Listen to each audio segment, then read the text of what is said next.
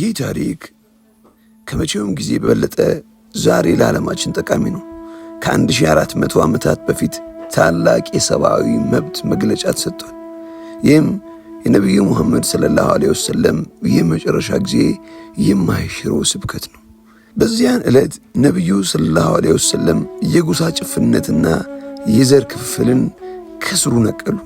በአረቢያ ምድር የዘመናት እልህ አስጨራሽ ጠብን በቃ አለ። ከአረብ ያልሆነ በአረብ ላይ፣ ከነጭም በጥቁር ላይ ከአላህ ፍራቻ ተቋ በስተቀር ምንም የበላይነት የለውም። ሁላችሁም ከአዳም ናችሁ፣ አዳምም ከሸክላ ተፈጠረ። ይህ የማይረሳው ቃል ነው። ለዘመናችን ያለው መልእክት ይህ ትምህርት በዘመናችን ለተስፋፋው የዘረኝነት የጎሳ ግጭት መድኃኒቱ ነው። በጃህሊያ ዘመን እንደ ንብረት ይቆጠሩ የነበሩት ሴቶች ነቢዩ በስብከታቸው መሃል አቆሟቸው። ሴቶቻችሁን በተመለከተ አላህን ፍሩ፣ በእነርሱ ላይ መብት አላችሁ፣ ለእናንተም በእነርሱ ላይ መብት አላችሁ። እነርሱን በደግነትና በፍትህ ያዟቸው። ይህ ጥሪ በ1400 ዓመታት በፊት የተሰጠ ለሴቶች ሙሉ ሰዋዊ ክብርንና የትዳር ውስጥ መብትን ያረጋገጠ ጥንታዊ ሰነድ ነው።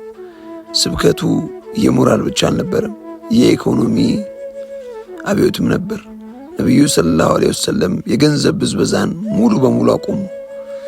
የወለድ ስረዛ፣ የጃህሊያ ወለድ ወይም ሪባ በሙሉ ተሽሯል። ከወለድ ሁሉ የመጀመሪያ የሚሽረው የአጎቴን ወለድ ነው። ነቢዩ የሰው ልጅ በዕዳ እንዳይጨቆንና ማህበረሰቡ በፍትሃዊነት እንዲገባ መርህ አስቀመጡ። ንግግሩ ሲጠናቀቅ ነቢዩ አንድ ወሳኝ ጥያቄ ጠየቁ። መልእክቱን አስተላለፍ ያለውን? ሕዝቡም አዎን በማለት መለሱ።